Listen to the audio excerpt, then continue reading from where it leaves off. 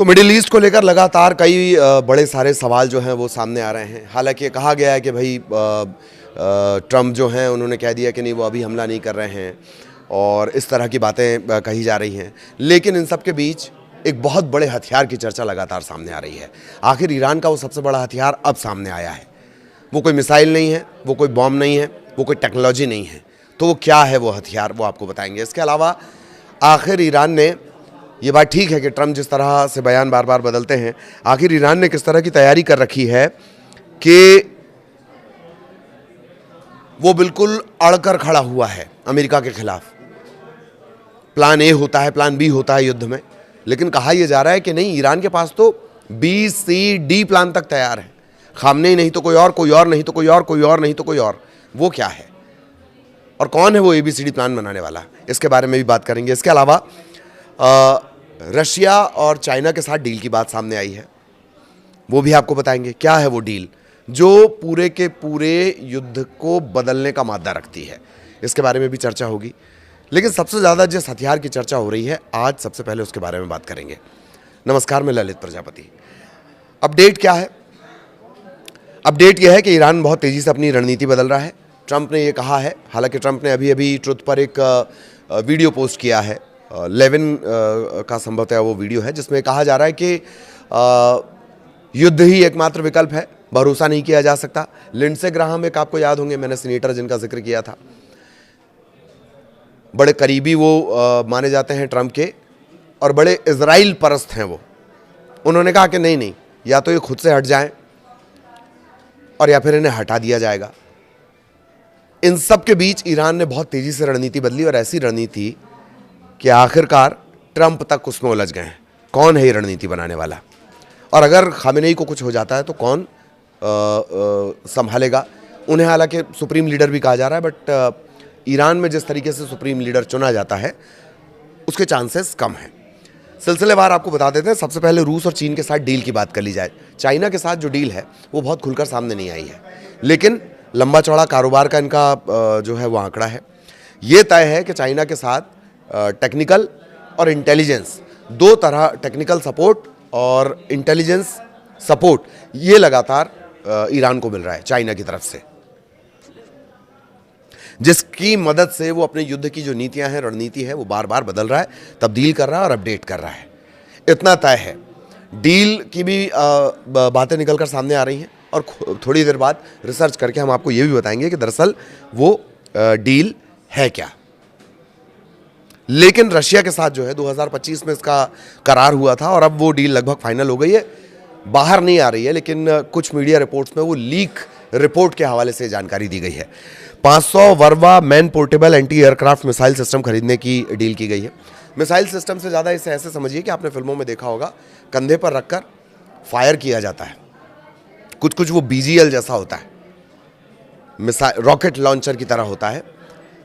500 Verba man portable anti aircraft missile system खरीदने की deal की गई है। 2025 में दोनों के बीच साइन हुआ था और इसकी कीमत है करीब करीब 500 मिलियन यूरो, डॉलर में 589 मिलियन, इंडियन रुपीस में ये मान लीजिए 53,000 करोड़ के आसपास की ये पूरी डील है। 5,300, माफ़ कीजिएगा, 5,300 करोड़ के आसपास की ये डील है।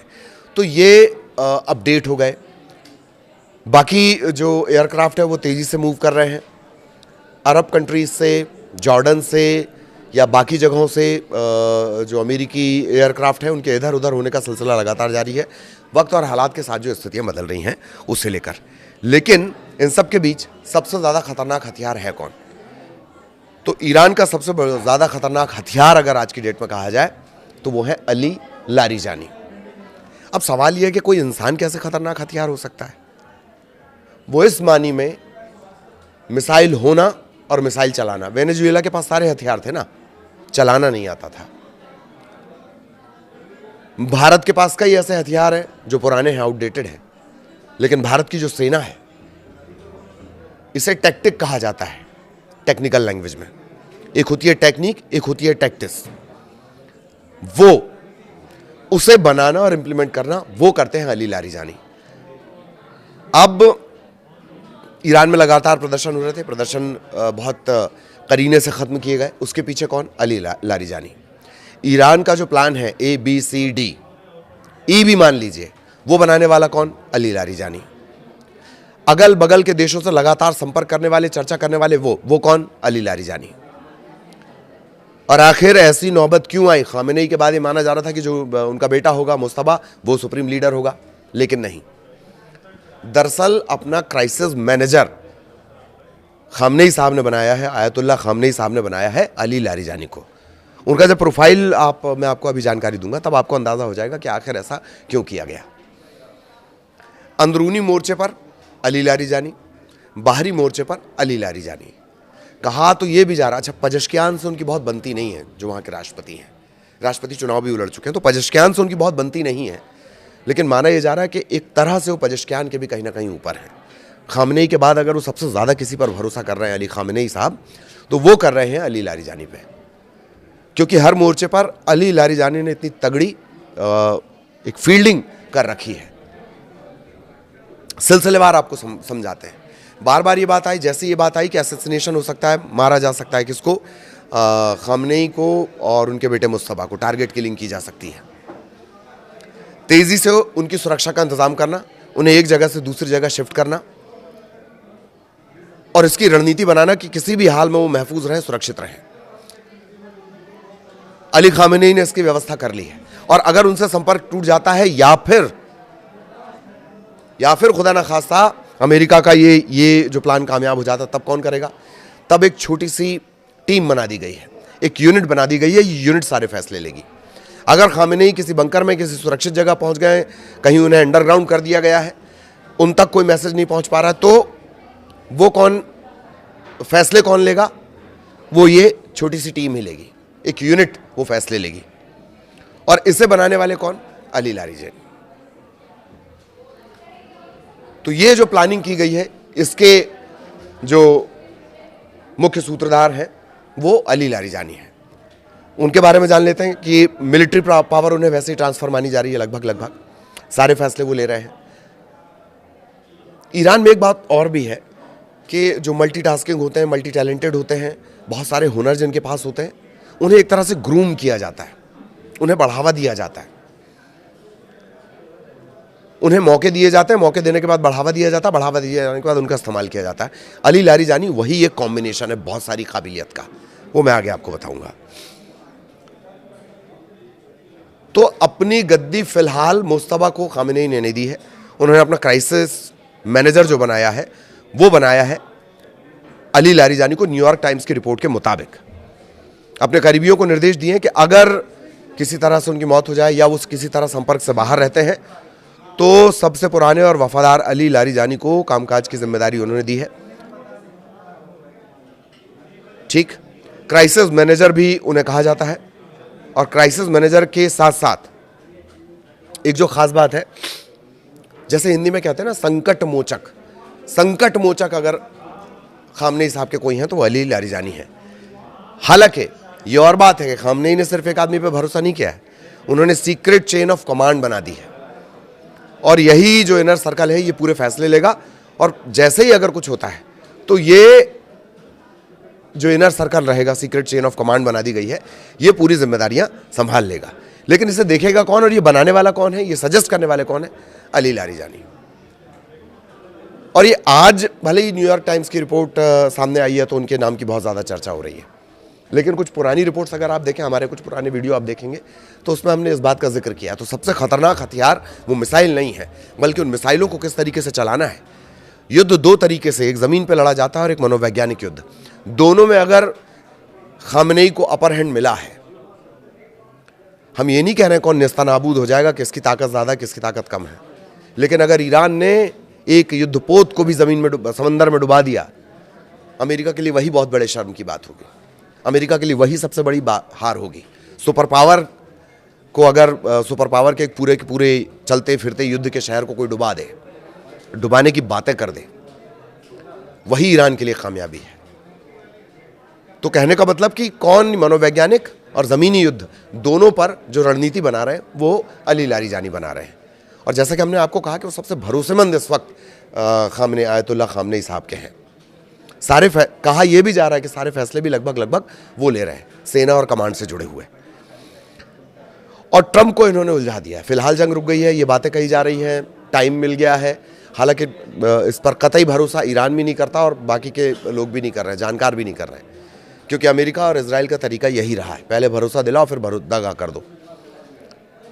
ठीक, लेकिन फिर भी रणनीति इतनी ज़बरदस्त कि अगर अली खामनेई को कुछ हो जाता, खामनेई साहब को कुछ हो जाता है तो कौन उनका हिस्सा संभालेगा, कौन उनकी जिम्मेदारी संभालेगा। उस जिम्मेदारी संभालने वाले को अगर कुछ हो जाता है तो तीसरे नंबर पर कौन और चौथे नंबर पर कौन, ये तक अली लारीजानी ने डिसाइड कर रखा है। और खामनेई की इस पर पूरी सहमति है। एक इनर सर्कल तो बना दिया गया है, हालांकि ये भी कहा जा रहा है कि उन्हें सुप्रीम लीडर घोषित किया जाएगा, वो सुप्रीम लीडर बन जाएंगे। कई रिपोर्ट्स में उन्हें सुप्रीम लीडर लिखा गया, हालांकि ऐसा संभव नहीं है ईरान के केस में, क्योंकि धर्मगुरु होना जरूरी है ईरान में सर्वोच्च लीडर बनने के लिए, जो अली खामनेई हैं। जबकि लारीजानी, अली लारीजानी जिनके बारे में कहा जा रहा है, लिखा जा रहा है सुप्रीम लीडर, टेक्निकली वो नहीं बन सकते क्योंकि वो धर्मगुरु नहीं है। अब उनके प्रोफाइल के बारे में जान लीजिए। 4 देशों से लगातार वो संपर्क करते रहे। खबर यह है कि उन देशों का इस जंग को रुकवाने में बहुत अहम योगदान है।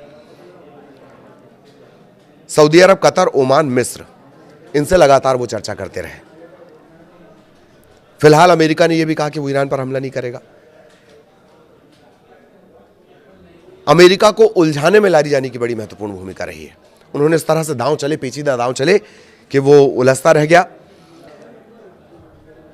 हालांकि उन पर प्रतिबंध लगाया अमेरिका की तरफ से, जो कुछ लोग हैं जिन पर प्रतिबंध लगा दिया गया ईरान के, उसमें अली लारीजानी भी है। एक और बात कि सर्वोच्च राष्ट्रीय सुरक्षा परिषद के वो प्रमुख हैं। कई इंटरनेशनल रिपोर्ट में दावा भी किया गया कि ये जो किलेबंदी दरअसल की गई है, ये पूरी किलेबंदी अली लारीजानी ने की है, अमेरिका को उलझाने वाली। खास बात, जैसा मैंने कहा था कि अगर ईरान में आप मल्टी टैलेंटेड हैं, अलग अलग हुनर आपके अंदर हैं, अलग अलग काबिलियत आपके अंदर है, तो उसे निखारा जाता है, उसे ग्रूम किया जाता है। उन्हीं में से एक है। ईरान की सर्वोच्च सुरक्षा परिषद का सचिव उन्हें बनाया गया था 2025 में। पजेश्कियान का उन्हें धुर विरोधी माना जाता है। 2004 में सुप्रीम लीडर खामनेई की टीम में वो शामिल हुए थे। उन्हें अपना सलाहकार नियुक्त किया था। वो चुनाव भी लड़ चुके हैं, हालांकि वो इस्लामिक गार्ड्स भी वो रह चुके हैं। 1994 में Islamic Republican of Iran broadcasting का प्रमुख बनाया गया। इस्लामिक रिवोल्यूशनरी गार्ड कॉर्प्स के सदस्य रह चुके हैं। 2005 में चुनाव लड़ा, हार गए और 2024 के चुनाव में उन्हें अयोग्य तक घोषित कर दिया गया था। 2025 में वो फिर खामनेई के साथ जुड़े हैं सलाहकार के तौर पर। कहा यह भी जाता है कि वो वहाँ की संसद के स्पीकर रह चुके हैं। तो ये तजुर्बा देखिए आप, बतौर मिलिट्री कमांडर तजुर्बा, सेना का तजुर्बा, नॉलेज, टेक्निकल नॉलेज, और उसके अलावा बतौर लीडर उनका तजुर्बा, ये सब काम आया है। इसी वजह से सबसे बड़े क्राइसिस मैनेजर इस वक्त अली लारीजानी बने हैं। एक और बात कि जो सऊदी अरब है, बड़ा कट्टर विरोधी तरीके का रुख उसका रहा है ईरान को लेकर, पर अली लारीजानी बार बार उनसे मिलने गए। करीब करीब 3 बार सऊदी के जो टॉप लीडरशिप्स हैं उनसे मुलाकात उन्होंने की और उसका दौरा काम भी आया है। आखिर अगर कोई अरब कंट्री कम से कम ये भी बोलने की हिम्मत रखे कि हम अपने एयर स्पेस और ज़मीन का इस्तेमाल ईरान पर हमला होने के लिए नहीं करने देंगे, ये भी बड़ी कामयाबी है ईरान के लिए। 3 बड़े बदलाव उन्होंने क्या किए थे जब ईरान में प्रोटेस्ट बढ़ा। खुलकर वो अमेरिका और इजराइल के बारे में बोलते हैं। वो उन्होंने ही सबसे पहले कहा था कि ये जो प्रदर्शन हो रहे हैं ये अमेरिका और इजराइल करवा रहे हैं। उन्होंने क्या किया था, 3 बड़े बदलाव जब प्रोटेस्ट शुरू हुए, अहमद वाहिदी को उप कमांडर नियुक्त कर दिया। वाहिदी पर अमेरिका कई साल पहले बैन लगा चुका है। फिर ब्रिगेडियर जनरल मोहम्मद अकरमीनिया को उन्होंने प्रवक्ता नियुक्त किया, सेना का प्रवक्ता नियुक्त किया। इजराइल के बारे में खुलकर वो बोलते हैं, अमेरिका के बारे में खुलकर बोलते हैं। प्रतिष्ठित शिया धार्मिक परिवार से, उनके पिता जो आयतुल्लाह मिर्जा हाशिम आमोली, वो जाने माने प्रभावशाली धर्मगुरु थे और कंप्यूटर साइंस और गणित में इन्होंने बीएससी की है, पीएचडी भी की है। किसने? अली लारीजानी ने। उनका यही तजुर्बा पूरा काम आया है। ईरान को इस तरह से एक मनोवैज्ञानिक तौर पर युद्ध में, मनोवैज्ञानिक और कहीं ना कहीं जमीन पर भी अपर हैंड देने में अली लारीजानी की बहुत महत्वपूर्ण भूमिका है। इसी वजह से जानकार उन्हें सबसे खतरनाक हथियार मान रहे हैं। मैं फिर कहता हूं कि हथियार, टैंक, गोला बारूद, सब कुछ वेनेजुएला के पास था। उसे चलाने के हथियार, उसे चलाने के लिए प्रशिक्षित हाथ नहीं थे। जंग हाथ से ज्यादा, हथियार से ज्यादा हौसलों से लड़ी जाती है, और वो हौसला आज की डेट में अली लारीजानी है। सबसे ज्यादा अभी आप अगर सर्च में देखेंगे तो अली लारीजानी ही सर्च किए जा रहे हैं, और वही वो ताकत है, वही वो क्राइसिस मैनेजर है। और अगर खामेनेई को कुछ होता है तो जिम्मेदारी, जो सबसे बड़ी जिम्मेदारी रहेगी, वो अली लारीजानी को दी गई है। इसी से आप अंदाजा लगा लीजिए। आगे इस जंग से जुड़े और भी अपडेट, इस तनाव से जुड़े, जंग तो इसे नहीं कहना चाहिए, इस तनाव से जुड़े और भी अपडेट आप तक पहुंचाएंगे। नमस्कार।